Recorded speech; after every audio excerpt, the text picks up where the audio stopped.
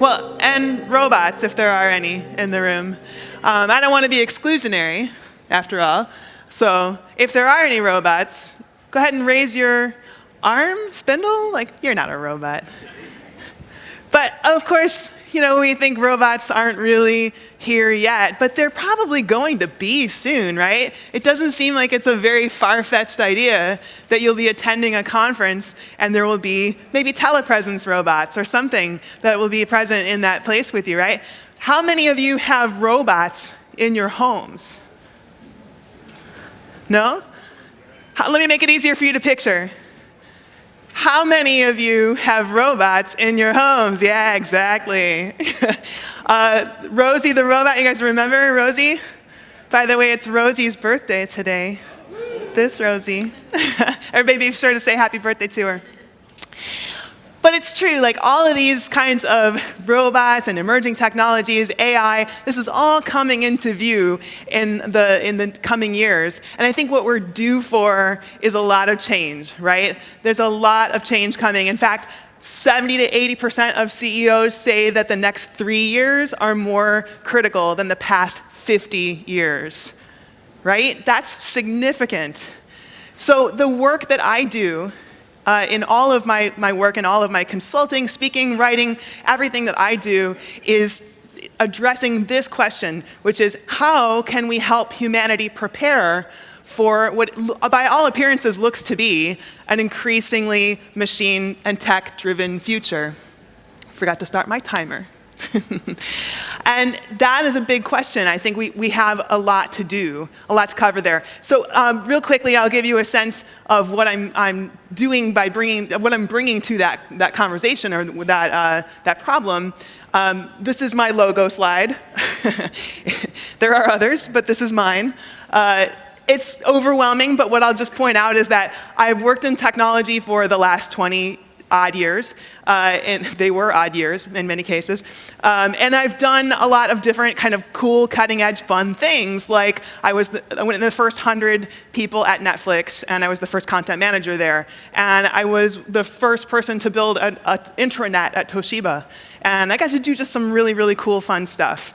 But I'm also now trying to take all of what I've observed about being an innovator and being first to market in a lot of things and figure out how do we look ahead in an innovative way, in a very human-centric way. How can we make sure that we do all these things that are possible, that are cool, but make sure that we're not screwing over humanity in the process, right? So the big question is how can we scale business meaningfully through strategic alignment and automation? And also, how can we create meaningful experiences and scale them through data and automation? And what's interesting is that what comes out of one side feeds into the other side, and what comes out of this side comes into the other side. When you get these insights and understandings about how to make these things work in tandem, you get a really nice, healthy system. So what I find is the key critical question is, what does it mean to face a tech-driven future? What are we really talking about when I say those words? Well, it looks something like this in some ways. This is one example of what it looks like, right? You all familiar with the Nest thermostat? How many of you have these in your home? No, really? Not a lot? I find what's really interesting about this object is that I don't know if it's an online or an offline device. I don't know if it's a physical or digital product. Right, it's both. It exists in your built environment, in your space, but it connects through data to central servers and brings back information about how to adjust your home. This is something that exists in both of those experiences, those worlds simultaneously. And so that was the subject of my book before last, Pixels in Place, was all about these interconnected worlds of digital and physical experience and how we're increasingly moving to a place where those worlds are going to blur more and more. So we can talk about how to design for those integrated experiences, but now we're moving into an even more critical point about that, which is that everything that's interesting about where the physical and digital worlds connect happens through the human experience. It's all our data, right? We're being tracked as we move through the world. We're the ones who are interacting with the systems. We're the ones that are creating the touch points. We're the ones that are creating all of those little interlacings between those worlds. And what I think is very interesting about that is that business data is also about people. Like when you really think about it, almost all the data that transacts through your business is about people. And I like to say analytics are people, in fact, right? That's sort of a Soylent Green reference, I guess.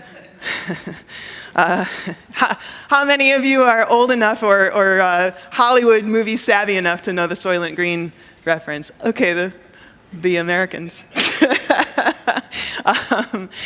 So the key question that comes out of this, when we think about all the data that's transacting through business, and how do we think about that, how do we put that in context, is how do we now figure out what's better for business or what's better for humans? That's the dichotomy that we constantly face, is like we're always trying to optimize one side or the other, and that dichotomy is very dangerous, and it's wrong, because it cannot exist as we move into a time when everything is going to be moving a lot faster and changing a lot more intensely. So what I propose in this book, Tech Humanist, that I believe many of you have a copy of, and I will sign happily for you if you like, is that if you take business outcomes and peg them to human outcomes, then you will be able to make human outcomes better as your business scales. You can make your business successful through all of the means that we're talking about over these 2 days. You can use all of the mechanisms to make your business more successful and improve human outcomes too. And I think it's important to know that we need to do that going forward, because technology advances to fulfill business objectives. That's just the truth, right? Like, we have to recognize that as we move into this increasingly machine-driven future, everything that's changing in this landscape, in this AI and emerging technology landscape, is about business drivers. Sure, people invent technology in garages and, tinker and make and things like that, but that happens in isolation. What really brings technology to market is when some company says, I'm going to put some money into that, and I want to make some money back. So what that looks like in my nerdiest slide in my entire deck is that if you try to align, if you look at where there's a synergy between business objectives, human outcomes, and technological capabilities, I find that it has to do with looking at meaningful human experiences at scale. So perfectly, we just heard about human experiences and how to think about those in this great context. And now what I want to talk about is how you think about bringing the worlds of business, technology, and humanity together, and how do we innovate this experience-driven future. So the way I believe we're going to have to go into this tech-driven future, innovating this experience-driven world, is three parts. We need to build our best tech, clearly, and I'll explain what I mean by best. We need to grow our best businesses, and we need to become our best selves. And I'll explain what I mean by best in all of these cases, but let's start with this one, because this might seem like, all right, tech and business, I understood like why we're going there, but why are we thinking about becoming our best selves? Well, if we're going to be the humans we need to be able to be in this evolved world that we're building, we need to understand what makes us human.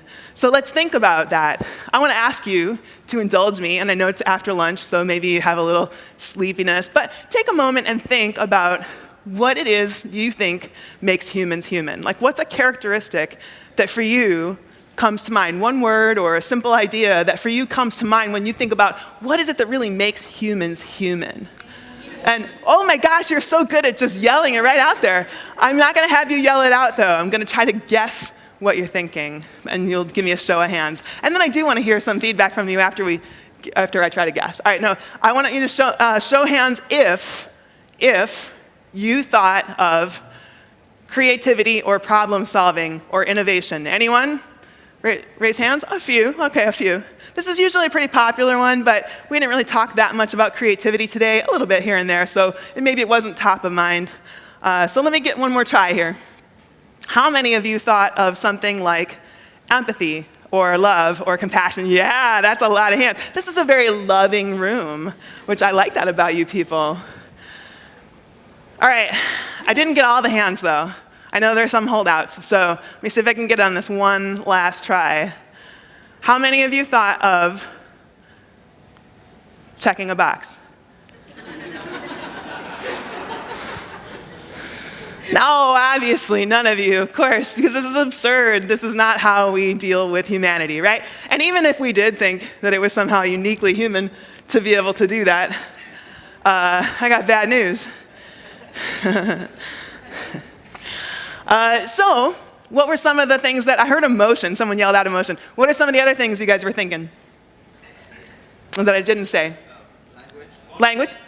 What's that? Consciousness? What was that? I didn't catch it. I'm sorry, I can't hear. Oh, yeah. Great, good, cool. Any others? Feelings, yeah, emotions, feelings. All right, those are all good. But I want to talk through some of the ones we just talked about and see if we can maybe piece apart whether they are or are not what makes humans human. So creativity, problem solving. A few of you answered this. Usually in conferences that are about design or strategy, we talk a lot about this. That's a really good one. It's a really good human characteristic, but also it's not a uniquely human characteristic. So we've seen non-human animals exhibit this behavior, right? And we also, like, ravens use tools, and otters bang mollusks on rocks to open them. So that's one way we can see that, right? Like, that was cute. And we also, I think, could argue that maybe machines exhibit this behavior in some ways. In some ways, right? Like, for example, if I asked you to identify which of the following modern art paintings were made by a machine, what would you say? Anyone want to shout? Yeah, anything? Any one of them? All of them? That's right. I'm sure a lot of you were thinking it. You're just like, I just had lunch, Kate. This is too much work. Yes, all of them, which I think is really interesting. So this is made by a generative adversarial network, which is a form part of the AI set of tools. And what I think is interesting about this is that someone fed an AI, basically, like all these kind of reference images. The data set was modern art paintings, and it tried to sort of train it on what these different styles of modern art were. And these are what the GAN was able to produce that was like trying to sort of simulate that look. So, I mean, you could argue aesthetics. You could be like, well, it's not my taste. I'm not going to hang a machine painting in above my couch or whatever. But you have to at least acknowledge that there is something in this that's a little, maybe that's creativity. I don't know. But what's the difference between images that read as art and art? Hold on to that thought for a moment. Let's go to empathy and love. What about this? This is a very, very compelling human characteristic, right? Like one of the best, probably. But I don't know that it's necessarily a uniquely human characteristic, right? Like we see non-human animals exhibit this behavior too, right? Elephants, monkeys, dogs are all very good about, sort of being affectionate with one another and protecting each other, sometimes at their own sacrifice. So that's maybe behaviorally, at least, what we would expect that to look like. And what about in machines? Do you think that machines are capable of this? Well, what about this? How many of you are familiar with therapy bots? Okay, got a few hands. So there's a whole set of this whole category that's emerging of chatbots that are programmed to be able to interact with people and allow them to begin some sort of talk therapy in a way that keeps them, maybe they feel too ashamed or it's hard. There's some kind of a barrier for them to go to a human psychologist or counselor, but this at least starts them down the process and they can start talking about whatever's bothering them, and then the chatbot will say like, tell me more about that, or when did you first start noticing that? And it will ask these very provocative, prodding kind of questions that keep the person talking or chatting. Behaviorally, that's kind of like empathy, right? A little, don't you think? Like, so what's the difference between something that's behaviorally like empathy and empathy? What's the difference between images that read as art and art? I think that what's different about them is some nugget of truth, conveying some kind of greater truth, or it's maybe some kind of intentionality. But whatever you think it is, here's the thing. The very fact that we're asking those questions and that we're pondering this together is what I think is the really uniquely human characteristic. Humans crave meaning. We seek it. We thrive on it. And there's a lot, and in fact, we had Man's Search for Meaning was referenced this morning, that Viktor Frankl research book, a fantastic book, which if you haven't read, I really do recommend it. But there's a whole lot of research out there that suggests that in every situation that we're in, especially as Viktor Frankl wrote about, in situations of plight or where we're being challenged, we look for a way to find meaning in that situation. That's what we do. We crave it, we seek it, we thrive on it. And I mean pretty much any meaning of meaning. So I am like a meaning collector, I would say. I was a linguist by education. I had a German major with a Russian and linguistics double minor and a concentration in international studies. And then my grad work was in linguistics and language development, so it was like all languages all the time. But what that did is it gave me this lens on meaning. It gave me this way of looking at the world through this language lens. And so semantics, the bottom here, kind of comes along for the ride. Like, I get that opportunity to think about everything through this metaphor of semantics. Like, what is it that is happening? What are people trying to convey to one another when they communicate? But also all the way up through these layers: status, significance, patterns, truth, purpose, and all the way out to these macro, existential, and cosmic layers of meaning. Like, what's it all about, Alfie? Another Hollywood reference, sorry about that. Like, why are we here? Those kinds of questions, those are all part of this whole meaning quest. I also think this word significance is so interesting because the word significant means important, right? It's what is important about a thing, but also it has this word signify, which is like what it represents, what the idea it is trying to convey. So are these kind of both what and or how and what is both happening in that concept. And then of course we know that like why is embedded in like purpose. So there's all of those different kind of angles of examining everything for every possible nuance. What I think is always true when you think about significance or semantics, it's always that meaning is about what matters. Meaning is about what matters. Okay, so how does understanding meaning get us any closer to being able to prepare for our tech and data-driven future? Well, I think that we need to understand humanity, but I also think we need to understand that if meaning is what matters, innovation is what is going to matter. And I think that idea, if you will accept that framework is valid, potentially, that we have what matters and we have what is going to matter, and we can evaluate an awful lot through those lenses. We can evaluate a lot of our decisions and priorities through those questions. So look, for example, at one of my former clients, Kelly Services. I don't know how many of you are familiar with them, but they're a big employer in the US. I think they work internationally. I'm not sure. Do you have Kelly Services in India? Do you know it? So some people are like, yeah, okay. So they've been long associated with being able to provide sort of temporary labor or human resources to companies when they need to bring in new hires really quickly. But they're also thinking about, gosh, okay, so we know what matters to us.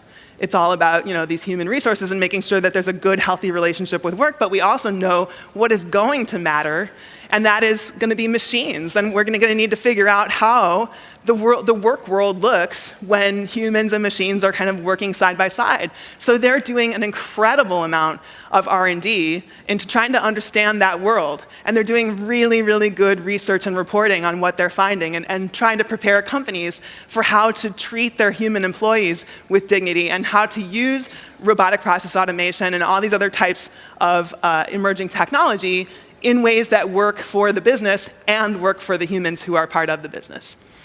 That is how we're going to solve this dichotomy, is by figuring out the both and of that equation. Both better for business and better for humanity. So if we can really make technology work in both of those contexts, then we're going to be able to create our best businesses. So remember I said, our best tech, our best businesses, our best selves, that's how we're going to get there. This question comes up all the time about digital transformation, right? Like, everybody wants to know, how are we going to move into this future? What do we need to do? What do we need to invest in? Where's my water? Here we go. And what I think is interesting about digital transformation is, like, it's kind of a misnomer. I think the term is very funny. I have to use it because it's the world I work in, but I think we sort of made a digital transformation already when we started, transacting with each other in bits and bytes all the time. What I really think we're talking about is data transformation, right? That's what's really relevant. That's what matters and what is going to matter. And what I think is important to recognize about that is that emerging technology will add capacity and scale like we have never seen before. Now, what do I mean by scale? Let me talk about that for just a moment, because that's a word that gets used a lot, and I find I've sort of grown up professionally in the startup world. And when you talk about scale in startups, often you're talking about removing hard limits so that growth opportunities can flourish, right? That's what we're saying, or maybe it's about an investor who's put in some money and he or she wants to get multiples on that money back, so 3 times whatever they put in, or 5x or 10x if you're really lucky. But that's multiples. What about when you're talking about potentially exponential scale? What about when you're talking about potentially unlimited scale? When it's just machines doing math with other machines, what's the limit? We have to be thinking in terms of that. We have to be thinking about how we make things make sense and making sure we know what matters and what's going to matter within that context. And it's not just technology, by the way. The scale issue isn't just about machines doing math with other machines. It's also the resources and the platforms that we bring to the problems we're solving now. Platforms that are emerging are creating new opportunities of scale. I consulted with this company, OFO. They're a Chinese company that does these dockless bike share bikes. How many of you have seen these before? Yeah. How many of you have seen this image before? Yeah. Yeah, it's pretty overwhelming. Bike graveyards. But this is what's happening with these new platforms, is that you're trying to solve problems at scale, but you have a lot of issues around what that looks like in terms of how you roll that out and how does it align with human good. How can we make sure that we're creating the best possible solutions for humanity? And what I think is interesting is it's the same challenge, it's just a different spin on the challenge. When I think it captures it very well, I'm going to go back because I saw someone trying to take a picture of that slide. So if you want to take a picture of the slide, go ahead. I think it's fun. All right, can I photobomb it? All right. I like this quote. I think Bill Gates really nailed it on this. He said that automation applied to an efficient operation will magnify the efficiency. That automation applied to an inefficient operation will magnify the inefficiency. But I think that you can also substitute the words experience and meaningful and absurd or meaningless. So automation applied to a meaningful experience will magnify the meaning. And automation applied to a meaningless or absurd experience will magnify that, of course. So when we're looking at the experience-driven future, we have to be clear about what it is that these new models are going to do, what these new platforms are going to do, what these new mindsets we need to bring to the game are. And we have to have increased clarity of purpose and intention about what we're doing, because things will go to scale so fast. Our actions will have tremendously outsized consequences. Let me give you an example of what I mean by this. So I love this example. How many of you are familiar with Amazon Go? Yeah, a lot of you, okay. So if you're not familiar, Amazon launched a retail store concept called Amazon Go, and they launched it in Seattle early last year. It was the first one. And they basically, it is a grocery store, but there are no cashiers or cash registers. So what happens is you have an app. This is my app. And you sign in and you set it up with your payment and all that stuff. And then you walk in through these gates. And as you walk in through the gates, it scans your phone and you get logged into their whole system. And from there, it's just a grocery store. So you go around and you collect up everything that you want to buy, and you pick things up off the shelves, and a constellation of sensors and cameras and other technology are now tracking everything that you're doing. So when you're done, all you have to do is just walk right back out through that gate, and you're done. And the app will ring you up. You're all set. Very cool. I think it's really, really frictionless, easy, cool. I think it's going to be the way of the future. what does it do for human cashier jobs? That's a very big, important question. We're just going to sidestep that one for a moment because there's something else I want to point out about it, which is this. When you start that app for the first time, it gives you this onboarding tutorial kind of thing, and it says, because you're charged for what you take off the shelf, don't take things for other people. Anybody, any flags go up for anyone? Because I don't know about you, if this is common where you live, but for me, helping people get things off of grocery shelves is like a normal, everyday occurrence in the grocery store. It might be because I'm tall, so if you're really tall in this room, you know what I'm talking about. But I think it's just normal. I think it's like a human thing that we do this. And so I kind of worried about this.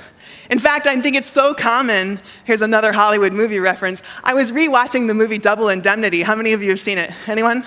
A few. Cool. All right. It's a great movie. But this happens in the movie. There's a moment where Fred McMurray and Barbara Stanwyck are conspiring to cover up a murder, and some random woman interrupts them to ask Fred McMurray, because he's tall, to reach her some baby food off the shelf. So I was like, oh, that's amazing. What would have happened if this were an Amazon Go store in 1944? She wouldn't have asked him, right? She would have just known you don't do that in the Amazon Go store. So, okay, maybe I'm overreacting. Maybe we can just accept that we don't help each other in the Amazon Go store. Except, how many of you are remembering, as I'm saying all this, that Amazon actually owns Whole Foods? Anyone remember that? So that's 475 retail stores. And I don't know how many of you caught the announcement that Amazon said that they're going to launch 3,000 more Amazon Go stores by 2021, which is tomorrow. That's coming up real fast. So I think it's pretty clear that this is part of the future of retail. That's how we're going to retail, right? So now it's not just not helping each other in the Amazon Go store, it's probably not helping each other in any store. And what I want to ask you is, how long do you think it would be before we became socially conditioned to just not help each other in any context, anywhere? You may think, okay, that's hyperbole, it's conjecture, you're going way too far, but I want to say experience at scale does change culture. Do you know why? Because experience at scale is culture. So everything we're deciding to do is changing everything going forward for everyone, and we're doing it at scale. We're doing it in really, really big ways. So we got to be very clear and very intentional.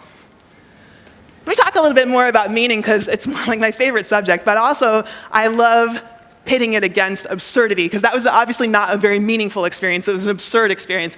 But I think that's an interesting tension that exists in the world between meaning and absurdity. Artists have used it very effectively over many years to try to create some tension, things are not what they seem. But we have a lot of absurdity in business. I feel like there's a relationship between these things where wherever you don't have enough meaning defined, absurdity can just kind of creep in. But wherever absurdity is, it's really hard to create meaning. So you have to be very upfront and clear about creating those meaningful experiences. We have a lot of absurdity in business and in tech, for example. Virtual reality is one of the coolest things. If you're the one who has the goggles and the headphones on and you're in an amazing immersive experience, it's truly awesome. But to anyone outside of it, you look ridiculous, right? And you're probably flailing around and knocking into stuff and knocking things over. The point is we cannot give absurdity the chance to scale. We need to give meaning a chance to scale. So because of that, does anyone else here have a love-hate relationship with automation like I do? Yeah. I mean, it's not new. Automation isn't new. It's not we've had automation even with robots for decades. I think, personally, the majority of the impact that automation will have on human work is augmentation, which just means change, right? As it already does. Technology already changes our work all the time. We have new tools, we adjust. But it will displace and replace human work eventually in different stages, different jobs, and it will create new jobs. And so it's a tremendous opportunity, both for business and for humanity. It is also a tremendous problem in terms of design, strategy, and culture. So we need to be very eyes wide open and very clear about how we go about this. And as we think about, like Kelly Services is thinking about, how do we look at that future of work where machines and humans are working side by side? One thing I think is very interesting about it is that if you think about what makes humans tick, what motivates humans, we know a lot from studies that it's a sense of meaning, a sense of common goals with your team, and a sense of fulfilling something bigger than yourself. And what machines thrive on is clear, succinct instructions. Just tell me what to do. Don't give me any excess lines of code. I just want the clarity. And what I think is very interesting about those two things is that you can achieve both of them with purpose. A clear sense of strategic organizational purpose will get you both of those things. And purpose is the shape that meaning takes in business. So here we come right back around to that. Right? It's all about this sense of what it is that your company exists to do and is trying to do at scale. It's the what and the how and the why. So I love, as one example of this, Disney theme parks uses the expression, create magical experiences. Just those three words, right? Create magical experiences. And with that, you can think about anyone within that organization being able to solve problems as that are brought to them, provided they have the autonomy to do so. But if it's like a cashier at a gift shop in a theme park, or a janitor, or someone working in a customer call center, they can all say like, oh, I got brought a problem. How do I solve it? I solve it in the way that creates the most magical experience. Easy. What's really cool, though, is that when you think about digital transformation, it solves that problem too. Because you can now, from that standpoint of create magical experiences, think, how do I make a technology investment that creates the most magical experiences? And you can spend $1 billion on the My Magic Band wearables program and infrastructure and create more magical experiences. Seamlessly brings together like room key and payment and all this stuff. So you get to walk around the park with all this stuff, happening for you just magically or seemingly magically. And it also gives the company back a lot of data, which is not a bad thing for the company. But it achieves both of those ends. It makes technology better for business, and in some ways it makes it better for the humans who are on the other side of it. That's what it should look like when digital transformation is done right, is it shouldn't be, hey, I hear AI is going to be a big thing, we need an AI strategy. It should be, we know our strategic purpose, we need to amplify it. How can we use the data that we're collecting and what we need to model and the tech we need to deploy to amplify that strategic purpose? The work of creating more meaningful experiences actually leads to more profit. So it's not just being good companies, good humanitarians. You're actually creating all of the right movement in the right direction, because note I'm saying the work of creating more meaningful experiences, because the work of figuring out what your priorities are and what that's going to look like in culture and what that's going to look like in brand and experiences and what data you're going to model to collect insights and what tech you're going to deploy, figuring all of that out gets people on the same page, and all the little decisions that get made in the organization start happening in just the right ways. People can actually solve more meaningful problems within the organization. You can have reduced churn, more loyalty of your employees and your customers. All of them things start moving in the right direction. So what if we do this? What if we use data and emerging tech to transform experiences around what makes humanity thrive, which we know is meaning, a sense of meaning? Well, let's think about that. So I'm going to have to skip a little bit, but I think thinking about how innovation meets sustainability is one question that we can think about. So I had the really, really beautiful opportunity to speak at the United Nations earlier this year on innovation and technology, and I was given by some Indian entrepreneurs this bag that was made here in India by a group that is helping to empower some artisans with some traditional ways of sewing and patterning that fabric. And so they're doing these things that are using new models and new technologies and new ecosystems to try to make sure that people have a way forward. This is part of, I've been fascinated ever since I spoke at the UN with these Sustainable Development Goals. And all I'm sharing this with you for is that I think when we think about how companies and humanity can be in alignment, it often feels like there's no framework or there's no roadmap. But these are some very useful ideas, in a way, for how to think about what could be a way that your company aligns with human outcomes. I have a whole thing on some work I did with Amsterdam, which I was so thrilled to do, to help them figure out aligning smart city goals with human experience and sustainability initiatives, where I presented a model that I called the human-centered metropolis, but I don't think I have time to go through it. I'll just show you these slides real quick. Man, I'm parched. Sorry. The key thing here is that we cannot leave meaning up to machines to determine. It is not their forte. That will be how we get our worst tech, not our best tech. So I'm going to skip this one and get to here. It's not where AI shines. I don't know how many of you have seen this before, but this is an image recognition problem affectionately known as Muffin versus Puppy. And here's some more. This has largely been solved. Most of the image recognition algorithms can now determine this level of detail. But what's interesting is I feel like most of you are probably looking at these images, and if you go one by one, you can make it out pretty well. And that's because you have meaningful sense memories that you're bringing to the pictures and what you're thinking about. Humans generally do nuance well, because nuance is meaning. We're wired for meaning. We're coded for it. But there's this whole category of deepfakes that are coming out that are going to present some challenges for how we understand meaning. Machines are constantly going to struggle with meaning. We're also going to struggle with meaning. You have things like this. How many of you have seen this over the last couple weeks? This was getting shared a lot.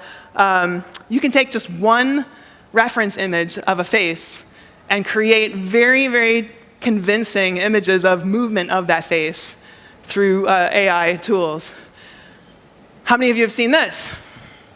Okay, it's like Microsoft Paint, sort of, but what happens is when you use this kind of visual vocabulary and color in these areas, there's a reference library of corresponding landscapes that the AI, the GAN, is able to fill in and create a very convincing replica of a landscape. This landscape does not exist, but it is something that you can create and be convincing. So we're back to this. We're back to, what the heck?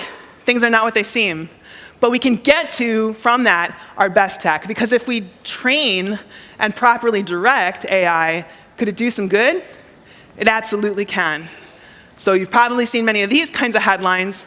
It's very effective more and more often at recognizing cancer diagnoses. Or being able to help make cancer diagnoses, being able to detect, to find missing children with facial recognition. That was one pilot program that was successful. Think of all these other things, and a lot of these are in alignment with those United Nations Sustainable Development Goals. That's what we could be using our best tech to do. And we have to remember that machines are what we encode of ourselves. That's the truth. We make the machines, so we're deciding what priorities we make come first, what biases we're going to include. That's all part of what happens. Why would we not encode our best selves? Why would we not encode our most enlightened, our most egalitarian selves, our most evolved understanding of the world? So we come back to, what is it that you're trying to do at scale? What is it that your company or you personally are trying to do in the world at scale? Because you have tremendous potential, tremendous opportunity to do that. I am trying, my answer to that, my purpose statement, if you will, is I'm trying to help humanity prepare for our tech-driven future. And I think that one way we can do that is by creating more meaningful experiences, and that is up to most of you. I leave that charge with you to try to align technology and humanity, create more meaningful experiences, because the truth is the tech-driven future is not going to be either purely dystopia or purely utopia. It is going to be what we decide to make it. Each and every one of you in this room is going to be making decisions that create the future, and I think we should be trying to create the best future for the most people. So I charge you with that. I ask you to help with that. And I will tell you that the recap of what you need to do to achieve that is focus on what is meaningful, amplify your organizational strategic purpose, and keep absurdity from scaling. and use the robots for good. Thank you for everything you're doing. Thank you.